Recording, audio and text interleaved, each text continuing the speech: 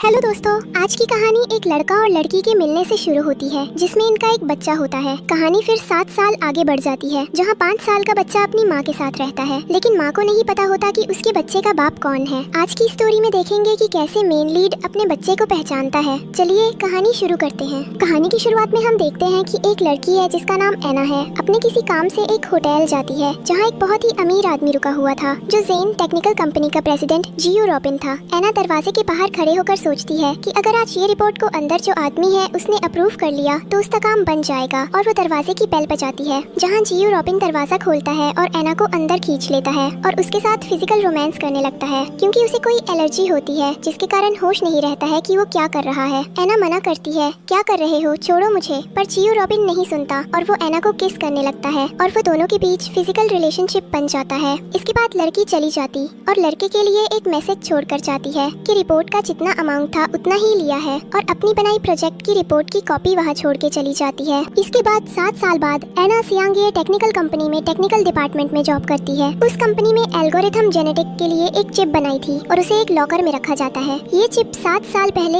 एना ने ही बनाई थी। एना ऑफिस में अपना काम करती है और अपने बेटे को भी ऑफिस लेकर आती थी। वो अपने बेटे से कहती है कि कितना अच्छा काम है ये, बस एक जगह बैठिए रहो, खाओ पियो और आराम से काम करो, कोई टेंशन नहीं है, और सबसे बड़ी बात कि घर के पास ही है। और जब पीछे मुड़कर देखती है तो एना का बेटा रॉनी उसके साथ नहीं था, वो वहाँ से चला गया था और प्रेसिडेंट के कैबिन में जाकर चिप का पासवर्ड हैक करके चिप को चुरा लेता है। एना जब रॉनी को सीसीटीवी कैमरा में देखती है तो कहती है, रुको, वही रुको, वो चिप वही रख दो, कुछ काम की नहीं है तुम्हारे, देखो मेरी नौकरी चली जाएगी, उसे वही रख दो। पर वो चिप लेकर वहाँ से भागता है। तभी 2 बॉडीगार्ड उसे देख लेते हैं और उसके पीछे भागते हैं। दूसरी तरफ एना को लगता सब ठीक हो गया और वो आराम से प्रेसिडेंट के केबिन में बैठकर एप्पल खा रही थी। तभी वहाँ प्रेसिडेंट अपनी होने वाली पत्नी लिंसू के साथ आते हैं। लिंसू मैनेजर भी थी कंपनी में। प्रेसिडेंट आते हैं तो एना कहती है, कौन हो तुम, क्या काम है। तभी प्रेसिडेंट को रॉबिन कहता है कि तुम जिसके केबिन में बैठी हो, जिसके पैसे से एप्पल खा रही हो, उसे पसंद नहीं करती तुम। फिर लिंसू कहती है, ये इस कंपनी के प्रेसिडेंट हैं। एना उठ जाती है और कहती है, ये एप्पल मैं आपके लिए ही खा रही थी कि अच्छा है कि नहीं। और लिंसू को देखकर कहती है, बड़ी बहन तुम यहाँ और गले लगा लेती हो क्यों। एना को लगता है कि उसकी बड़ी बहन जैसी सहेली है जो मर चुकी थी, पर लिंसू उसे धक्का देती है और कहती है, कौन बड़ी बहन, मैं सू फैमिली की डॉटर हूँ और एल्गोरिथम जेनेटिक का प्रोजेक्ट भी मैंने बनाया है, उसकी चिप बनाई। पर लिंसू मन ही मन सोचती है कि कहीं एना उसकी सारी असलियत सबके सामने न बोल दे कि वो असल में कौन है। एना शौक में आ जाती है कि एक शक्ल के 2 इंसान हो सकते हैं, और फिर कहती है एना कि यहाँ मुझे प्रेसिडेंट के कंप्यूटर के सिस्टम को अपडेट करने के लिए भेजा गया था, वही करने आई थी मैं। और फिर जैसे ही वहाँ से जाने लगती है पर वो फिर से कुछ बताने वापस आती है और एना का लायर फिसल जाता है और वो प्रेसिडेंट को रॉबिन के ऊपर गिर जाती है, जिससे प्रेसिडेंट को रॉबिन और एना की किस हो जाती है। दोनों को 7 साल पहले की याद आती है कि क्या ये वही है जिनके साथ उन दोनों से 7 पहले फिजिकल रिलेशनशिप हुआ था। लिंसू कहती है, क्या कर रही हो तुम। एना, तुम्हें पता नहीं है मैं प्रेसिडेंट को रॉबिन की होने वाली पत्नी हूँ। और लिंसू को लगता है कि ये दोनों आपस में किस कैसे कर सकते हैं, अभी तक मैंने तो प्रेसिडेंट को रॉबिन को किस नहीं किया है, जबकि हमारी शादी भी होने वाली है। उसके बाद एना वहाँ से चली जाती है, पर जाते जाते यही सोचती है कि क्या ये वही लड़का है जिसके साथ उसने रात बिताई थी, पर ऐसे कैसे हो सकता है। तभी वही दूसरी तरफ रॉनी भागता हुआ प्रेसिडेंट को रॉबिन के पिता गुयुआन से टकरा जाता है और वो उसे देखकर कहते हैं, ये तो मेरा पोता है, इसकी शक्ल भी बिल्कुल गुरॉबिन से मिलती है और इसके गाल में बर्थ मार्क भी है गुरॉबिन की तरह ही, मैं इसे ही ढूंढ रहा था जब से। और गुयुआन रॉनी को गले लेते हैं और मेरे पोता कहते हैं, तो रॉनी गुयुआन को देखकर डर जाता है और वहाँ से भाग जाता है और फिर अपनी माँ एना को कॉल करके कहता है कि मैं बाहर आ गया हूँ। यहाँ ऑफिस में कौन, सू। प्रेसिडेंट को रॉबिन को कहती है कि मैं चाइना से हमेशा के लिए तुम्हारे पास वापस आ गई हूँ, अब मैं यहाँ तुम्हारी हेल्प करूँगी और हमेशा तुम्हारे साथ रहूंगी। तभी वहाँ प्रेसिडेंट को रॉबिन के पिता को जुआन आते हैं। लिंसू को वहाँ से जाने के लिए कहते हैं और फिर वो कहते हैं कि मैंने अपने पोते को ढूंढ लिया है, वो एकदम तुम्हारे जैसा दिखता है, ये रही उसकी फोटो, अब तुम इसे ढूंढ के ला के दो। तब प्रेसिडेंट को रॉबिन कहते हैं कि मैं कैसे मान लूँ यही मेरा बच्चा है, पहले मैं इसका पैटर्निटी टेस्ट करवाऊंगा क्योंकि मुझे नहीं याद 7 साल पहले वो कौन सी लड़की थी जिसके साथ मैंने फिजिकल रिलेशनशिप बनाया था, और ऐसे ही किसी को मैं अपना बच्चा नहीं बना सकता। उनकी ये सारी बातें लिंसू बाहर खड़े होकर सुन रही होती है और कहती है, कौन है प्रेसिडेंट गु रॉबिन का बेटा। और फिर वो कॉफी लेकर गु रॉबिन के कैबिन में जाती है गुयुआन के लिए, पर गुयुआन को लिंसू का वहाँ आना बिल्कुल पसंद नहीं आता है। लिंसू देखकर गुयुआन बच्चे की फोटो उनके सामने रखी एक फाइल में छिपा देती है। लिंसू कॉफी गु रॉबिन को देने के बहाने उनके कपड़ों में गिरा देती है और कहती है, माफ करना, मैंने ये जानकर नहीं किया था, माफ कीजिए, मुझे आपके कपड़े खराब हो गए। और कहती है, चलिए अंकल, मैं साफ कर देती हूँ। पर गुयुआन कहता है कोई जरूरत नहीं है और वहाँ से अपने कपड़े साफ करने चला जाता है और गुयुआन के पीछे पीछे गु रॉबिन भी चला जाता है। तभी लिंसू फाइल से बच्चे की फोटो निकालती है और देखती है। उसे लगता है कि उसने उस बच्चे को पहले कभी देखा है। तब वो अपना फोन निकालती है और ढूंढती है। तब उसे याद आता है कि ये बच्चा तो एना का है। जब वो छोटा था तब एना ने उसकी तस्वीर उसे भेजी थी। दूसरी तरफ एना और उसका बेटा रोनी घर जाते हैं। वहाँ एना कहती है कि तुमने ये क्या किया, अब मैं तुम्हें लेकर नहीं जा पाऊंगी ऑफिस, तुमने क्यों चोरी की चिप। तभी कहती है, मुझे एक लड़की मिली थी जो मुझे मेरी बहन जैसी लग रही, पर उसने कहा वो नहीं है। फिर एना के पास स्कूल से कॉल आता है और वो कहती है कि मेरे बेटे का एडमिशन हो जाएगा ना स्कूल में, वो बहुत टैलेंटेड है और उसे सिस्टम का भी नॉलेज है, आप चाहे तो उसका एग्जाम ले लीजिएगा। पर प्रिंसिपल कहते हैं कि उसके फादर कौन है, तो एना कुछ नहीं कहती। तो प्रिंसिपल कहते हैं, हमारा स्कूल एक बहुत ही प्रेस्टिजियस स्कूल है और पेरेंट्स के बैकग्राउंड से भी इसमें फर्क पड़ता है, इसलिए बिना पिता का नाम जाने हम आपके बच्चे को एडमिशन नहीं दे सकते, सॉरी। इसके बाद रोनी लैपटॉप से कॉन्सू की पूरी डिटेल्स निकाल के अपनी माँ एना को दिखाता है। एना देख के कहती है, ये मुझसे झूठ बोल रही थी। इसके बाद दूसरे दिन सुबह एना अपने बेटे को तैयार करती अपने साथ लेकर जाने को। वो उसे लेकर जाती है और वहाँ काफी सारे बच्चे भी होते हैं क्योंकि उस दिन सारे एम्प्लॉइज अपने बच्चे ऑफिस ला सकते थे। एना उसे मास्क लगा देती है और कहती है, इसे निकालना नहीं वरना एलर्जी हो जाएगी, और कहती है मैं अंदर रहूंगी, कहीं जाना नहीं, बस यही रहना। एना अंदर जाती जहाँ लिंसू एल्गोरिथम जेनेटिक के रिसर्च को अपडेट करने को कहती है क्योंकि एल्गोरिथम जेनेटिक का प्रोजेक्ट आना ने ही बनाया था। पर आना कहती है, मैं नहीं करूंगी और तुमने मुझसे झूठ बोला कि तुम्हें कैंसर है और मेरा प्रोजेक्ट लेकर सू फैमिली की बेटी बन गई, कितनी झूठी हो तुम। तब लिंसू आना के हाथ पांव बांध देती है और कहती तुम्हारे बेटे अभी ले आ, फिर तो तुम्हें मेरा काम तो करना ही पड़ेगा। वहीं दूसरी तरफ प्रेसिडेंट गु रॉबिन रोनी को देखते हैं और कहते हैं कि इस बच्चे को देखकर अपनापन क्यों लग रहा है, इसकी आंखें जैसे कुछ कहना चाहती हैं। तभी बॉडीगार्ड रोनी को पहचान लेते हैं और प्रेसिडेंट कहता है, पकड़ के लाओ मेरे पास उसे। इधर एक दूसरा आदमी खू जुआन को बताता है कि आपका पोता ऑफिस में है, तो खू रॉबिन भी उसे पकड़े कहते हैं। या ऐसे में रोनी जाकर लिंसू से टकरा जाता है, या तभी उसे वॉच में आता है कि वो यहाँ से बाहर चला जाए। वहीं दूसरी तरफ खू जुआन भी कंपनी में आ जाते हैं। या खू रॉबिन से कहते हैं कि उस बच्चे को मेरे पास लेकर आओ, वो मेरा पोता है। तब खू रॉबिन कहता कि वो बच्चा, पर उसने तो मेरे सिस्टम के पासवर्ड को हैक करके चिप चुराई है। तभी रॉबिन के फोन में मैसेज आने लगते हैं पर उसे उनका मतलब समझ नहीं आता। खू जुआन कहते हैं, ये सब क्या है, तो खू रॉबिन कहता है कि मुझे भी नहीं पता ये हो क्या रहा है। फिर हम दूसरी तरफ लिंसू उसके सामने थी। वो कहती है, तुम्हारी मॉम एना ने तुम्हें बुलाया है, चलो मेरे साथ। पर याद आ जाता है कि ये उसकी मम्मा की वही फ्रेंड है जिन्होंने उनका प्रोजेक्ट चुरा लिया था। या वो वहाँ से भी भाग जाता है। फिर लिंसू अपने आदमी को उसे पकड़ने भेजती है। सब रोनी को पकड़ने के लिए भागते रहते हैं। इसी बीच रोनी प्रेसिडेंट के कैबिन में आ जाता है छुपने के लिए। वहाँ लिंसू का आदमी आता है पर रोनी उसे देखकर टेबल के नीचे छुप जाता है। तभी दूसरी तरफ एना लिंडू का काम करने के लिए मान जाती है। या कहती है कि मैं करूंगी तुम्हारे काम, तुम मेरे बेटे को कुछ मत करना। पर तभी वहाँ जियो रॉबिन आ जाता है। या कहता है कि यहाँ क्या हो रहा है। तब लिंसू कहती है कि कुछ नहीं, बस एक प्रोजेक्ट में एना मेरी हेल्प करना चाहती थी। पर एना के हाथ में निशान देखकर जियो रॉबिन पूछते हैं कि हेल्प ले रही थी या जबरदस्ती करवा रही थी। या एना से पूछते हैं कि बताओ क्या बात है। तब एना अपने बेटे रोनी को बचाने के लिए झूठ बोल देती है कि मैं लिंसू की मदद कर रही थी। वहीं दूसरी तरफ जब वो आदमी टेबल के नीचे देखती है तो रोनी वहाँ भी नहीं रहता है। तभी वहाँ प्रेसिडेंट के पिता जियो युआन वहाँ आते हैं। या कहते हैं कि वो प्रेसिडेंट के कैबिन में क्या कर रहा है, किसकी परमिशन से वो वहाँ आया है। तो वो कहता है, मैम ने बच्चे को पकड़ने कहा था जिसने चिप चुराई है। तब कहता है, तुम पकड़ोगे उसे, निकाल जाओ यहाँ से। या जियो युआन देखता है कि आखिर रोनी कहाँ है, उसे वो नजर नहीं आता। फिर चेयर पीछे होने की आवाज आती है। जियो युआन चेयर को घुमा के देखते हैं तो वहाँ रोनी बेहोश होकर आ गया था। वो बॉडीगार्ड को बुलाते हैं या एम्बुलेंस बुलाने को कहते हैं। उधर दूसरी तरफ लिंसू कहती है, मेरे आदमी ने तुम्हारे बेटे रॉबिन को पकड़ लिया है। वहीं दूसरी तरफ प्रेसिडेंट गु रॉबिन के पास कॉल आता है कि बच्चा पकड़ा गया और वो हॉस्पिटल में भर्ती है। जिसमें एना कहती है, कहाँ है मेरा बच्चा और कैसा है वो। प्रेसिडेंट गु रॉबिन कहते हैं, तुम्हारा बच्चा, वो तुम्हारा बेटा जिसने चिप चुराई थी। एना कहती है, हाँ वो मेरा बेटा है और उसे लिंसू किडनैप करना चाहती थी, इसलिए उसकी ये हालत हो गई है। और लिंसू जब उसे धमकी दे रही उसकी रिकॉर्डिंग वो गु रॉबिन को सुना देती है। खुद को बचाने के लिए लिंसू बहाने बनाने लगती है और तब लिंसू कहती है, हाँ इसने अपने बेटे से चिप चुराने को कहा होगा, वो तो है ही चोर, उसके बाप का भी पता नहीं है, इसे तो कंपनी से निकाल देना चाहिए और उसके बेटे और एना के खिलाफ पुलिस कंप्लेन करनी चाहिए। कहीं ये जेन टेक्निकल कंपनी के सीक्रेट्स दूसरी कंपनी को दे रही हो, ये जरूर दूसरी कंपनी की स्पाई एजेंट है। तब प्रेसिडेंट गु रॉबिन कहता है, मुझे तुमसे राय लेने की जरूरत नहीं है कि कौन कंपनी में रहेगा और कौन नहीं, समझ गई। लिंसू कहती है कि प्रेसिडेंट गु रॉबिन, मैं तुम्हारी होने वाली पत्नी हूँ, या तुम इस बाहर की औरत के लिए मुझसे मुझसे लड़ाई कर रहे हो? प्रेसिडेंट कू रॉबिन कहता है कि तुम्हें माफी तो मांगनी पड़ेगी अन्ना और उसके बेटे रोनी से। तभी वहाँ लिंसू के पेरेंट्स आते हैं, जिन्हें देखकर अन्ना सोचती है कि ये इतने जाने पहचाने क्यों लग रहे हैं। इन्हें देखकर एकदम अपनी सी फीलिंग आ रही है। लिंसू के पापा कहते हैं किसकी हिम्मत हुई जो वो सू फैमिली की बेटी से माफी मंगवाए। और फिर लिंसू कहती है देखिए मॉम डैड, चियो रॉबिन किसी बाहर वाली के लिए मुझसे बहस कर रहे हैं। तो सू की माँ कहती है कौन है ये लड़की जिसके लिए तुम हमारी बेटी लिंसू से बहस कर रहे हो, उसे माफी मंगवाना चाहते हो? तो प्रेसिडेंट चियो रॉबिन कहता है कि ये इस कंपनी में काम करती है और लिंसू की वजह से आज एना का बेटा हॉस्पिटल में है। तब लिंसू कहती है मुझे भी तो बचपन में किडनैप किया गया था। जब एल्गोरिथम जेनेटिक प्रोजेक्ट की चिप तैयार हुई उस समय मुझे अपने मॉम डैड से मिलना हुआ था और मैं अपने घर लौटती थी। तो मैं किसी बच्चे के साथ ऐसा क्यों करूंगी? मुझे जैसे दुख मिला है मैं वैसा और किसी को क्यों देना चाहूंगी? तभी लिंसू की माँ कहती है कि तुम्हें कोई गलत फहमी हो रही होगी, हमारी बेटी ऐसा नहीं करेगी, उसे अपने माँ पिता से दूर रहने का दुख पता है।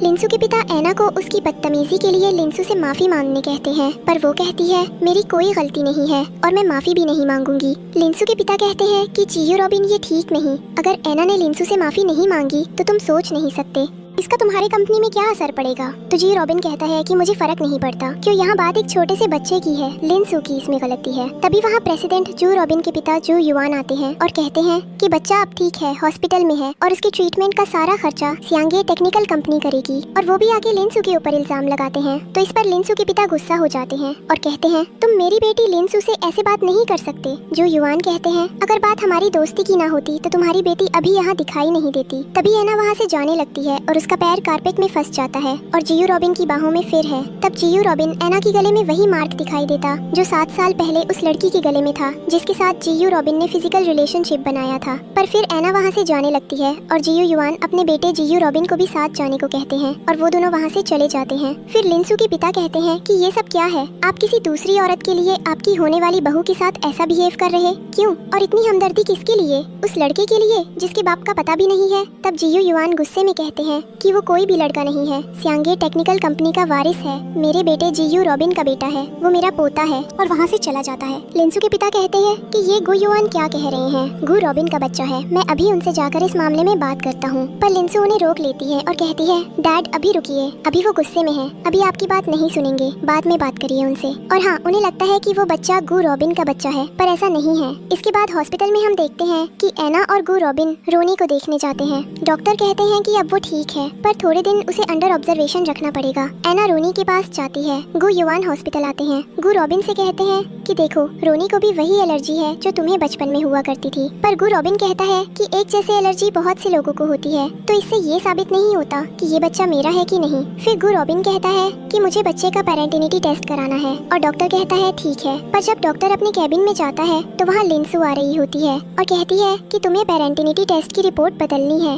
उसमें कहीं भी ये नहीं मिलना चाहिए कि वो बच्चा प्रेसिडेंट गु रॉबिन का ही है। और इस काम के लिए डॉक्टर को लिंसू 5 मिलियन ऑफर करती है, पर डॉक्टर कहता है कि मैं रिपोर्ट तो बदल दूंगा। पर प्रेसिडेंट जियो रॉबिन के पास तो एल्गोरिथम जेनेटिक चिप है, अगर उन्होंने उसका यूज किया और उन्हें पता चल गया तो। तब लिंसू कहती है तुम उसकी टेंशन मत लो, वो सब मैं संभाल लूंगी, बस तुम अपना काम ठीक से करना। इसके बाद जियो रॉबिन रोनी का बहुत ख्याल रखता है हॉस्पिटल में और सोचता है कि ये बच्चा इतना अपना सा लगता है और इसकी आंखें तो बिल्कुल मेरी तरह हैं। और जियो रॉबिन रोनी के गले में स्क्रैप रखते हैं ताकि उसे एलर्जी ना हो। तभी वहाँ एना फ्रूट्स लेकर आती है और कहती है प्रेसिडेंट कितने अच्छे हैं, वो कितना ख्याल रख रहे हैं रोनी का। रोनी कहता है माँ मुझे ग्रेप्स खाना है। एना उसे ग्रेप्स देती है और उसमें जियो रॉबिन उसकी मदद करते हैं। रोनी सोचता है कि अंकल जियो रॉबिन कितने अच्छे हैं और मेरा और माँ का कितना ख्याल भी रखते हैं। अगर माँ और जियो अंकल की शादी हो जाएगी तो हमारी एक हैप्पी फैमिली बन जाएगी। तभी वहाँ जियो रॉबिन के असिस्टेंट रोनी के लिए एक पजल गेम लेकर आते हैं और कहते हैं कि सर हमने खिलौने की फैक्ट्री खरीद ली है ताकि रोनी सर को सारे खिलौने आराम से मिल जाएं। तब एना कहती है कि अपनी खिलौने की फैक्ट्री खरीदी। जियो रॉबिन कहते हैं कि हाँ बिजनेस अच्छा चलेगा ना उसका, इसलिए। और फिर रोनी कहता है ये पजल बहुत हार्ड है, पर मुझे पता है जियो अंकल आप बहुत हैंडसम और स्मार्ट हैं, तो आप इसको सॉल्व कर ही देंगे। और वो उसे पास बुला लेता है और अपनी माँ एना को भी वहीं बैठा लेता है और वो तीनों समय बिताते हैं। असिस्टेंट फोटो क्लिक कर लेता है और जियो युआन को सेंड कर देता है। वहीं से गुजरते हुए लिंसू भी देख लेती है और वो बहुत गुस्से में वहाँ से चली जाती है। इसके बाद प्रेसिडेंट जियो रॉबिन एना को एक टीम लीडर बना देते हैं और उसे कॉम्पेंसेशन भी देते हैं। तब एना हॉस्पिटल में प्रेसिडेंट जियू रॉबिन से कहती है कि मुझे एक नई टीम चाहिए क्योंकि मैं आपके लिए फिर से एल्गोरिदम जेनेटिक की चिप बनाना चाहती हूँ, इसलिए मुझे एक नई टीम चाहिए। और एना बताती है कि ऑफिस में कॉन्सू उससे जबरदस्ती रिपोर्ट बनवा रही थी। जियू रॉबिन कहते हैं कि फिर हमसे कुछ कहा क्यों नहीं, तो वो कहती है कि लिंसू मेरे बेटे रॉनी को नुकसान न पहुँचा दे ये सोच के नहीं बताया। इसके बाद गुयोन अपने घर में रॉनी की तैयारी करते हैं। तभी वहाँ लिंसू आती है और कहती है कि अंकल मुझे आपसे बात करनी है, पर गुयोन उससे बात करने मना करता है और कहता है कि मैं अभी बिजी हूँ, मैं अपने पोते रॉनी के आने की तैयारी कर रहा हूँ। तो लिंसू कहती है अंकल मुझे यही बात करना है आपसे क्योंकि मैं नहीं चाहती कि कोई भी शांगे टेक्निकल कंपनी का वारिस बने। गुयोन कहता है कि क्या कहना चाहती हो तुम। तब तो लिंसू कहती है कि एल्गोरिदम जेनेटिक की चिप में थोड़ी गड़बड़ थी जिसे अब ठीक कर दिया गया है और उसके अकॉर्डिंग प्रेसिडेंट गु रॉबिन का बच्चा की शक्ल कुछ ऐसी होगी। एक फोटो दिखाते हुए कहती है। गुयोन कहते हैं और ये कैसे हो सकता है, और इसकी शक्ल तो गु रॉबिन से बिल्कुल नहीं मिल रही, उसकी शक्ल तो तुमसे मिल रही है। तभी वहाँ गु रॉबिन आता है और कहता है कि इसका मतलब 7 साल पहले वो लड़की तुम थी जिसके साथ मैंने फिजिकल रिलेशनशिप बनाया था, तो अभी मेरा बच्चा कहाँ है। तो लिंसू कहती है वो मेरा मिस कैरेज हो गया था, पर गु रॉबिन कहता है कि मैं बिना पेरेंटिनिटी रिपोर्ट आए किसी बात पर भरोसा नहीं कर सकता। उसी वक्त डॉक्टर टेस्ट रिपोर्ट लेकर आते हैं और गुयोन रिपोर्ट को देखकर शॉक हो जाते हैं। फिर गु रॉबिन रिपोर्ट देखता है और कहता है कि इसमें तो एक भी मैच नहीं। इसके बाद लिंसू वहाँ से चली जाती है। गुयोन दुखी हो जाते हैं कि ऐसे कैसे हो सकता है। तभी जियो रॉबिन एक असिस्टेंट को कॉल करता है और कहता है मुझे फिर से टेस्ट करवाना है किसी दूसरे डॉक्टर के पास। और जू युआन से कहता है मुझे कॉन्सू की बातों में भरोसा नहीं है। तब जू युआन भी कहते हैं मुझे भी लगता है ये झूठ बोल रही है। दूसरे दिन एना ऑफिस जाती है और अपने बेटे रॉबिन को भी साथ लेकर जाती है। ऑफिस में आना अपने बेटे रॉबिन को कहती है कि वो एक ही जगह बैठा रहेगा और कहीं भी बाहर नहीं जाएगा। और फिर हैना अपने काम के लिए ऑफिस में अंदर चली जाती है और उसका बेटा रॉनी उसे अंदर जाने देता है और वो प्रेसिडेंट जियू रॉबिन के रूप में घुस जाता है। पर वो वहाँ जाकर किसी और आदमी से टकरा जाता है और उसे देखकर डर जाता है। पर वो आदमी कहता है कि ये बच्चा इतना अपना सा क्यों लग रहा है, ऐसा लग रहा है मानो मैं इसे पहले से जानता हूँ। वही दूसरी तरफ आना को एल्गोरिथम जेनेटिक की चीज बनाने के लिए कुछ नई टीम मेंबर के साथ जोड़ा जाता है। पर जब आना ऑफिस में पहुँचती है तो वो दिखती है कि लिंसू उसके टीम मेंबर्स को उसके खिलाफ भड़का रही होती है और कहती है कि देख रहे हो तुम लोग, वो तुम यहाँ कब से काम कर रहे हो और वो अभी नई नई आई थी और उसे तुम्हारा लीडर बना दिया गया है। और हाँ, उसके तो बच्चे के बाप का भी नाम नहीं पता है। क्या तुम ऐसी औरत के साथ एक टीम में रहकर काम करना चाहोगे? उसे तो कुछ आता भी नहीं है, ये सिर्फ कॉर रॉबिन की वजह से उसे ये पोस्ट मिली है और यहाँ काम करने का मौका मिला है और वो तुम लोगों की टीम लीडर बन गई है।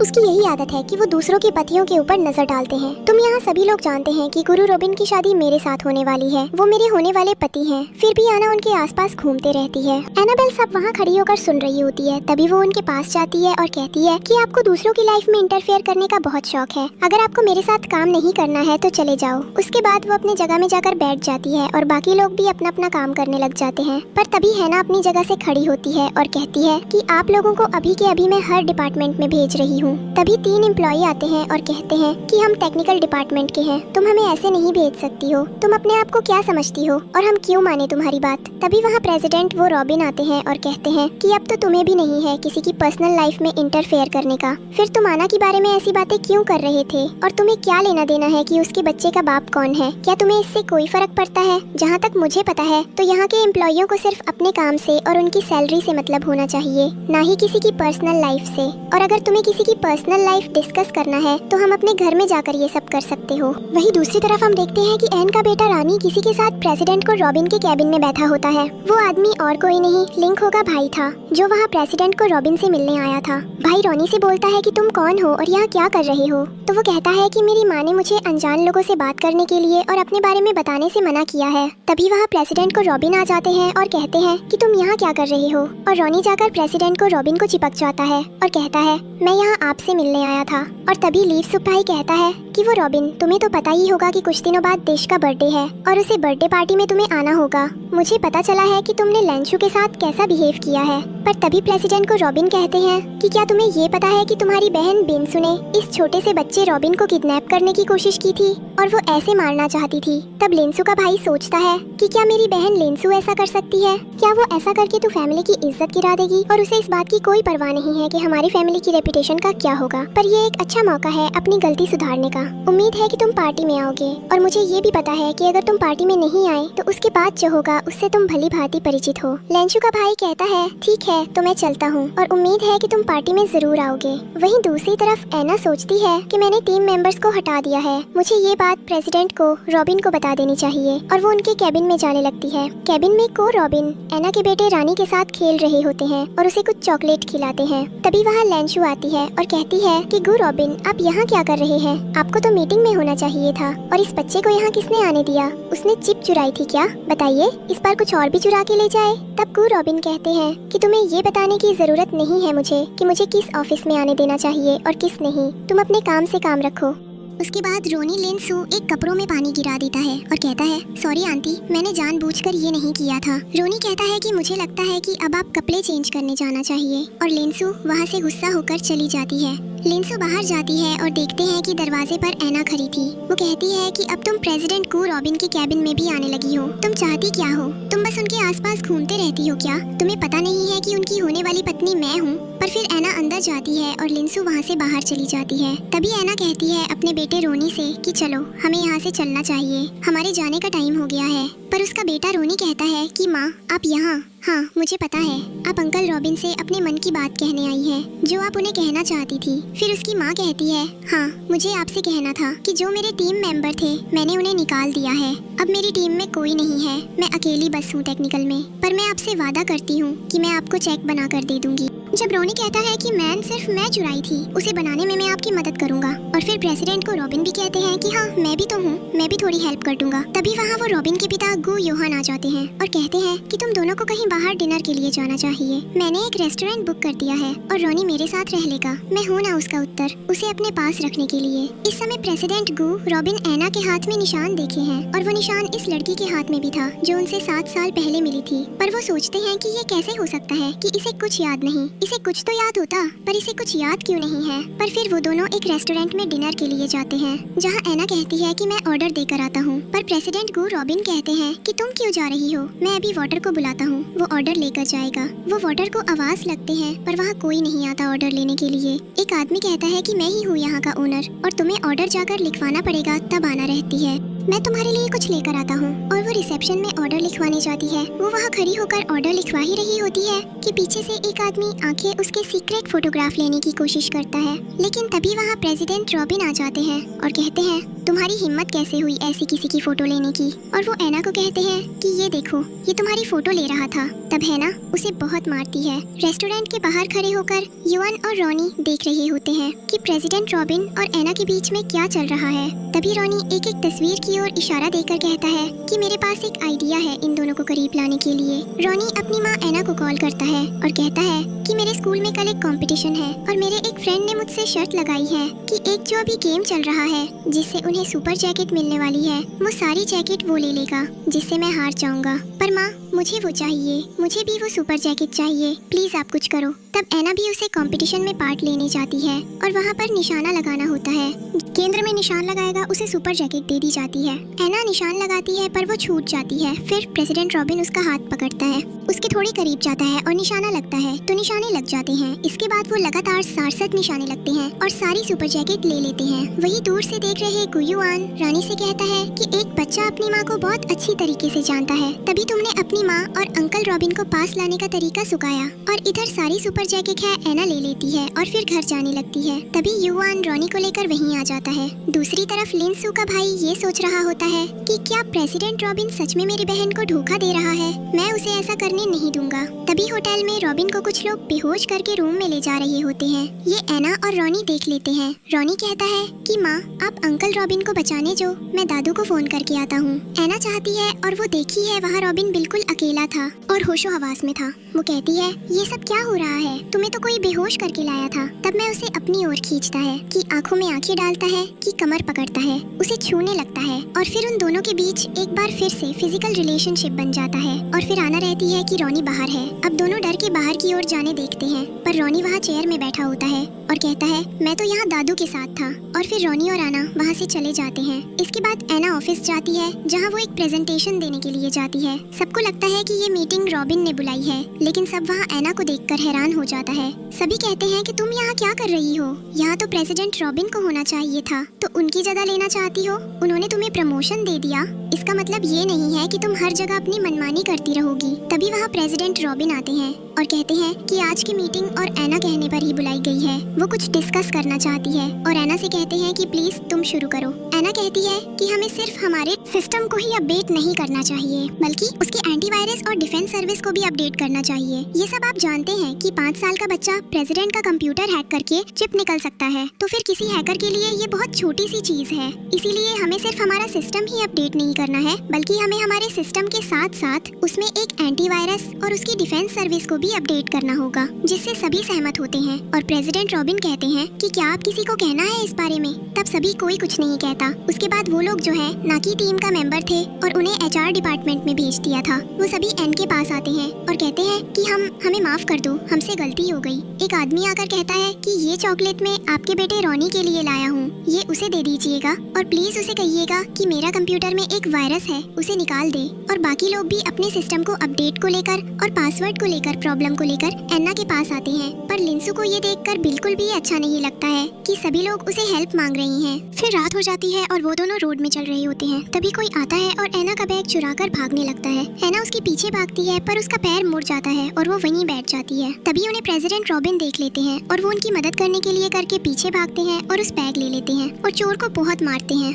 प्रेसिडेंट रॉबिन घर से एना का बैग वापस लेकर आते हैं और उसे देते हैं, पर वो चल नहीं पाती है, इसीलिए वो उसे अपनी गोद में उठाकर एना के घर तक जाते हैं। वहाँ वो एना के पैर में दवाई लगा देते हैं और कहते हैं कि वो एना से बहुत प्यार करते हैं और एना भी उन्हें पसंद करने लगी थी। तभी रॉबिन उसे किस करता है, पर एना कहती है कि आप यहाँ भी ऐसे क्या कर रहे हैं, रॉनी देख लेगा, उसे अच्छा नहीं लगेगा। उसके बाद रॉबिन कहता है कि है एना, मुझे तुमसे शादी करना है। पर एना कहती है कि पर रॉनी का क्या होगा, फिर मैं शादी नहीं कर सकती। रॉबिन कहते हैं कि मैं हूँ ना, मैं रॉनी का भी ध्यान रखूंगा और मुझे रॉनी की बहुत पसंद करता है। तभी वहाँ दरवाजा खटखटाना की आवाज आती है और एना डर जाती है कि इतनी रात में कौन आ गया है और अगर वो अपनी रात में रॉबिन को उसके घर में देखेगा तो क्या सोचेगा उसके बारे में। इसीलिए वो रॉबिन को कहीं जाकर छुपाने को कहती है और फिर रॉबिन को अपने बेडरूम में ले जाकर अलमीरा में द्रव में बंद कर देती है और कहती है कि बाहर ना आए। जाकर दरवाजा खोलती है और फिर देखते हैं तो दरवाजे पर रॉबिन के पिता यूएन, लिंसू और का भाई आए हुए थे। वो कहती है कि आप लोग इतनी रात में यहाँ क्या कर रहे हैं। तब रॉबिन के पिता यूएन कहते हैं कि मैं यहाँ नहीं आना चाहता था, मुझे यहाँ लिंसू जबरदस्ती लाई है, ये कहकर कि तुम यहाँ किसी और के साथ हो, इतनी रात में कोई तुम्हारे घर में आया है यही दिखाने लाई है। एना मुझे माफ करना, मैं नहीं आना चाहता था। तब लिंसू कहती है कि मैं खुद देखा है, इसे किसी ने अपनी गोद में उठाकर लाया है और मुझे पता है वो अभी भी यही होगा। तब एना कहती है कि क्यों कर रही हो तुम ये सब, कौन है यहाँ, कोई भी तो नहीं है। वो सब अंदर आकर देख ले। देखते हैं लिंसू पूरे हॉल में देखती है पर उसे वहाँ कोई नहीं मिलता। तब वो कहती है वो बेडरूम में होगा और मैं अभी रॉबिन को भी फोन करके बुला लिया है, वो भी आता ही होगा और अब तुमने कंपनी से निकाल दिया जाएगा। बेडरूम में भी जब लिंसू को कुछ नहीं मिलता तो वो अलमीरा खोलना चाहती है और उसे रोकने की कोशिश करती है, पर लिंसू कहती है क्या हुआ, डर गई जरूर, तुमने किसी को अलमीरा में छुपा के रखा है, बस एक बार रॉबिन आ जाए, अभी आता ही होगा, वो रास्ते में है, फिर वही तुम्हारा सारा हिसाब करेगा। इस पर एना कहती है कि अच्छा अगर तुम्हें मेरा हिसाब भी करवाना है और रॉबिन आ ही रहा है तो ठीक है, फिर खोल दो तुम अलमारी का दरवाजा, मुझे कोई परेशानी नहीं है। जैसे ही लिंसू दरवाजा खोलती है अलमारी का तो सब हैरान हो जाते हैं क्योंकि अलमीरा से रॉबिन खुद बाहर आता है। लिंसू कहती है रॉबिन तुम क्या कर रहे हो यहाँ इतनी रात गए, तुम मेरे होने वाले पति हो और तुम किसी और औरत के साथ आधी रात में क्या कर रहे थे। तब रॉबिन अपने पिता से कहता है कि जब एना और रॉनी घर लौट रहे थे तब किसी चोर ने एना का बैग चुरा लिया था और उसे बचाने के लिए मैं उसके पीछे मैंने पर्स बचा लिया, पर एना के पैर में चोट लग गई थी, इसके कारण मैं चल नहीं पा रही थी, इसलिए मैं इसे उठाकर इसके घर तक छोड़ने आया था। लिंसू कहती है कि तुम्हें एना और उसके बच्चे की कुछ ज्यादा ही फिक्र नहीं हो रही है। तभी इस वक्त रॉबिन के पास उसका असिस्टेंट रॉनी के टेस्ट की रिपोर्ट भेजता है। इसमें ये लिखा होता है कि रॉनी के पिता और कोई नहीं बल्कि रॉबिन ही है। वो दिखता है लिंसू को और कहता है कि ये देखो बापू, मैं उसका हो गई तो मैं तसल्ली, अब तुम्हें और कुछ कहने की जरूरत नहीं है, मुझे तो पहले से ही पता था, ये सारी गड़बड़ी तुमने की है क्योंकि तुम नहीं चाहती थी कि ये सच मुझे पता चले। तब लिंसू का भाई कहता है लिंसू संभालो अपने आप को, और कितनी इंसल्ट कराओगी खुद की और हमारी फैमिली की, चलो यहाँ से। और दोनों चले जाते हैं। रॉबिन के पिता युआन कहते हैं कि मैं तो पहले ही कहा था कि रॉनी ही मेरा पोता है, मैं उसके घर आने की तैयारी करता हूँ, कल तुम उन्हें लेकर घर आ जाना, और वहाँ से चले जाते जाते हैं। उसके बाद रॉबिन कहता है एना से कि 7 साल पहले मैं जिस लड़की से मिला था वो तुम थी। फिर आना को याद आता है पर वो कहती है कि हाँ पर मुझे तो याद नहीं था, मैं तो वहाँ बस अपने एल्गोरिथम जेनेटिक की रिसर्च प्रोजेक्ट में तुम्हारी साइन लेने आई थी। पर उसके बाद मेरा प्रोजेक्ट लिन सू ने चुरा लिया और अपने नाम से उसे रिलीज कर दिया और इसीलिए सबको लगता है कि उस रिसर्च को लिन सू बनाया है। तब रॉबिन कहते हैं कि अब ऐसा नहीं होगा, अब की और उस प्रोजेक्ट के असली ऑनर को उसकी असली पहचान मिलेगी। फिर एना और रॉबिन किचन में खाना बनाने जाते हैं। खाना बन जाता है, वो दोनों खा ले हैं। उसके बाद रॉबिन बर्तन साफ करने लगता है। तब एना कहती है कि किसी कंपनी के प्रेसिडेंट को आज पहली बार मैं बर्तन साफ करते हुए देख रही हूँ। इस बात पर रॉबिन कहता है कि प्रेसिडेंट तो मैं कंपनी में हूँ पर यहाँ तो एक पति हूँ और एक पति होने के नाते ये मेरा जिम्मेदारी है कि मैं अपने पति का हर जगह साथ दूँ। एना खुश हो जाती है। इसके बाद रॉबिन एना को रूम में ले जाता है। फिर रॉबिन एना के करीब जाता है और उसको किस करने लगता है। इसके बाद रॉबिन या एना के बीच शारीरिक संबंध बन जाता है। दूसरे दिन सुबह प्रेसिडेंट रॉबिन, एना और अपने बेटे रॉनी को लेकर अपने घर जाते हैं, जहाँ सभी घर के नौकर उनके वेलकम के लिए बाहर दरवाजे पर खड़े होते हैं और रॉनी के ऊपर फूल डाल रहे होते हैं। रॉनी बहुत खुश होता है और कहता है कि दादू मुझे घोड़े पर सवारी करना बहुत अच्छा लगता है। तब युआन कहते हैं कि मुझे तो सुनने में मिला था कि हमारे पोते को कंप्यूटर चलाना बहुत पसंद है, इसीलिए दुनिया का सबसे अच्छा कंप्यूटर मैंने मंगवाया है। एना बहुत खुश होती है। रॉनी कहता है कि दादू मुझे और कुछ नहीं चाहिए, मुझे बस अपनी एक पूरी फैमिली चाहिए थी जो मुझे मिल गई है। पर मिस्टर गुयुआन रॉनी के लिए बहुत सारे खिलौने मंगवाते हैं और उसके मनपसंद का खाना मंगवाते हैं। रॉनी बहुत खुश हो जाता है ये सब देखकर और अपनी माँ से कहता है कि माँ अब तो मैं स्कूल में भी पढ़ने जा सकता हूँ क्योंकि अब मेरे पिता का नाम भी पता चल गया है, अब तो वो मुझे स्कूल में पढ़ने देंगे ना। ये सुनकर एना की आंखों में आंसू आ जाते हैं। फिर रॉबिन एना रॉनी को बाहर घूमने ले जाता है। वे तीनों मिलकर बहुत मस्ती करते हैं और अपना पारिवारिक समय बिताते हैं। वहीं दूसरे सब दिखाया जाता है कि लिनसू का भाई अपने घर में बैठकर सोच रहा होता है कि एना जो हाथ हिला रही थी वो आदत तो बचपन में उसकी बहन की थी, पर ऐसे कैसे हो सकता है, और हैना उसे कुछ अपनी सी भी लगती है। तभी वो अपने मैनेजर को फोन करता है और कहता है कि मुझे लिनसू के पिछले 7 सालों की पूरी डिटेल चाहिए कि वो कहाँ रहती थी, किसके साथ रहती थी और क्या करती थी, और मुझे उसका डीएनए टेस्ट भी करवाना है। उसके बाद प्रेसिडेंट रॉबिन एना को शॉपिंग के लिए एक शॉपिंग मॉल में लेकर जाते हैं, जहाँ एक शॉपकीपर एना कहती है मैं आपकी कुछ मदद कर सकती हूँ। हैना कहती हाँ मुझे एक पार्टी के लिए ड्रेस चाहिए, क्या आप मेरी मदद करेंगे। तब शॉपकीपर एना को लेकर जाती है और एक व्हाइट कलर का गाउन दिखती है। कहती आप ये ट्राई कर लीजिए, आपके ऊपर अच्छा दिखेगा। तब एना मान जाती है, पर तभी वहाँ लिनसू अपनी माँ के साथ आती है। माँ मुझे ये वाला गाउन चाहिए। जब शॉपकीपर कहती है कि पर ये तो एना ने ट्राई करने को कहा है। पर लिनसू कहते हैं कि कहा है तो क्या हुआ, अभी से मैं खरीदना चाहती हूँ। उतने में ही है एना प्रेसिडेंट रॉबिन का दिया हुआ कार्ड निकलती और कहती है ये लीजिए, पेमेंट कर लीजिए, मुझे ट्राई करने की कोई जरूरत नहीं है, मैं खरीद रही हूँ। तभी लिनसू की माँ एन को भला बुरा कहने लगती है कि तुम्हारे पास संस्कार नहीं, तुम्हारी माँ ने तुम्हें संस्कार नहीं किया, तुम किसी और मर्द के पैसे पर ऐश कर रही हो, ये सब बोलने लगती है। और है एना कहती है कि मुझे बचपन में किडनैप कर लिया गया था, मुझे नहीं पता, मेरी माँ होने पर जो भी है उन्होंने मेरे अंदर बहुत ही अच्छे संस्कार डाले थे, इसलिए मैं आज भी आपसे बहुत ही अच्छे से बात कर रही हूँ, आपकी बेटी ने जबकि मेरे बेटे के साथ कितना कुछ किया उसके बावजूद भी। तभी वहाँ प्रेसिडेंट रॉबिन आ जाते हैं और एना को वहाँ से लेकर जाते हैं। इसके बाद लिनसू औरत उसकी माँ घर आती है, जहाँ लिनसू के पिता मिस्टर सू और उसका भाई बैठे होते हैं। लिनसू जाकर कहती माँ देखा आपने कैसी है ना, उसने ड्रेस छीन ली और वो मेरा पति भी छीन रही है, वो नहीं चाहती कि मेरी शादी प्रेसिडेंट रॉबिन से हो, इसीलिए तो उसने बच्चे का बाप बना दिया लिनसू को। तभी मिस्टर सू कहते हैं कि ऐसा कुछ नहीं होगा, तुम्हारी शादी प्रेसिडेंट रॉबिन के साथ ही होगी। इतने में सू का भाई कहता है कि अगर रॉबिन तुमसे शादी नहीं करना चाहता तुम जबरदस्ती क्यों कर रही हो। लिनसू कहती है कि भाई आपको इतनी हमदर्दी क्यों हो रही है उसे अनजान औरतों के लिए, आपको तो अपनी बहन का साइज लेना चाहिए। हाँ मैं जानती हूँ कि आप भी कहीं ना एना को पसंद करने लगे हैं, पर इसका ये मतलब तो नहीं है ना कि आप उसकी साइड ले अपनी बहन को छोड़कर। लिनसू की माँ कहती है कि हाँ तुम उसे अजनबी औरत के लिए क्यों बोल रही हो, तुम्हें तो अपनी बहन का साइज लेना चाहिए, ना कि हम इतने सालों बाद मिली है। लिनसू का भाई मन ही मन सोचता है कि बस और कुछ समय, उसके बाद सब पता चल जाएगा कि मेरी असली बहन कौन है, और कहता है कि मैं उसे औरत की नहीं सोच रहा बल्कि मैं सू फैमिली की इज्जत के बारे में सोच रहा हूँ जो लिनसू की वजह से खराब हो रही है। इसके बाद पार्टी में सभी लोग लिनसू को बर्थडे की बधाई दे रहे होते हैं और उसकी तारीफ करते हैं कि तुम इस ड्रेस में बहुत अच्छी लग रही हो और आज तो प्रेसिडेंट रॉबिन तुम्हें देखकर हैरान हो जाएंगे, वैसे भी वो तुम्हारे होने वाले। तभी वहाँ प्रेसिडेंट रॉबिन एना के साथ आ जाते हैं और सभी लोग हैरान हो जाते हैं कि रॉबिन किसी और औरत के साथ कैसे कैसे आ रहे हैं। लिंसू कहती है कि तुम मुझे यहाँ क्यों लेकर आए हो। तब रॉबिन स्टेज में जाता है और सबसे कहता है कि हेलो एवरीवन, मैं आज यहाँ लिंसू की पार्टी में आया हूँ और मेरे साथ ये जो है ये है मिसेज रॉबिन, मतलब मेरी वाइफ, और हमारा एक 5 साल का बच्चा भी है। ये सुनकर सब हैरान हो जाते हैं। लिंसू के पिता कहते हैं कि तुम्हारी हिम्मत कैसे हुई मेरी बेटी को धोखा देने की, तो मेरी बेटी के साथ ऐसा नहीं कर सकते हो, और तुम्हारी इससे शादी कब हुई जो बच्चा तुम्हारा है। लिंसू कहती है देखिए ना मॉम डैड, रॉबिन मेरे साथ क्या कर रहा है। तभी वहाँ लिंसू का भाई आता है और कहता है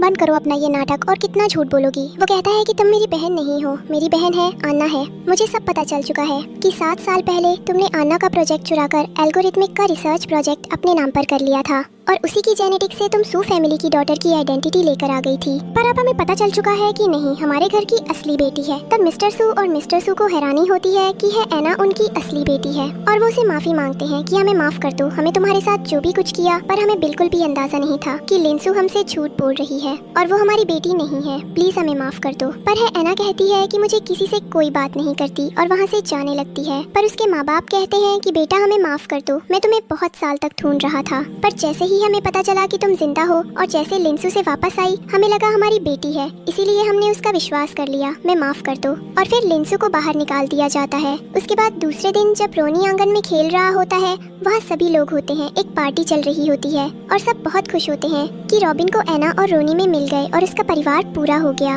रोनी को सब खेलता हुआ देखकर बहुत खुश होते हैं कि एक बच्चे के आने से घर में कितनी सारी खुशियाँ भर जाती है और बच्चा कैसे आंगन में खेल रहा है। ये जो पार्टी हो रही है वो रॉबिन और एना की शादी के उपलक्ष्य में रखी गई थी। मिस्टर सू और को यूएन भी बहुत खुश थे कि उनकी दोस्ती रिश्तेदारी में बदल गई है। वहाँ लिन सू आती है और रोनी के गले में चाकू रखती है और कहती है कि रॉबिन तुम मुझसे शादी कर लो वरना मैं इसे मार दूंगी। सब बहुत डर जाते हैं। तब रॉबिन कहता है कि ये तुम क्या कर रही हो, छोड़ दो मेरे बेटे को, अगर मेरे बेटे को कुछ भी हुआ तो मैं तुम्हें छोड़ूंगा नहीं। पर लिसू नहीं मानती। तभी पीछे से लिन सू का भाई आता है और उसे धक्का देकर गिरा देता है और पुलिस को भी साथ में लेकर आता है। वो रोनी को बचा लेता है और लिन सू को पुलिस अपने साथ लेकर चली जाती है। तभी वहाँ एन्ना बेहोश होकर गिर जाती है। फिर डॉक्टर जाकर उसका चेकअप करते हैं और बताते हैं कि एन्ना फिर से माँ बनने वाली है और सभी बहुत खुश हो जाते हैं। और रोनी भी बहुत खुश होता है ये जानकर कि अब उसका छोटा भाई या बहन आने वाले हैं। उसकी तो खुशियों का ठिकाना ही नहीं रहता। और मिस्टर गु यूएन अपने सारे सर्वेंट में मिठाइयाँ, कपड़े और एक्स्ट्रा बोनस बांटने का ऐलान करते हैं और अपनी एक और नई कंपनी खोलने का भी ऐलान करते हैं जो रोनी और आने वाले बच्चों के नाम पर होगी। ये खबर जानकर सब लोगों को बहुत खुशी होती है कि अब लोनी की हैप्पी फैमिली पूरी हो जाती है।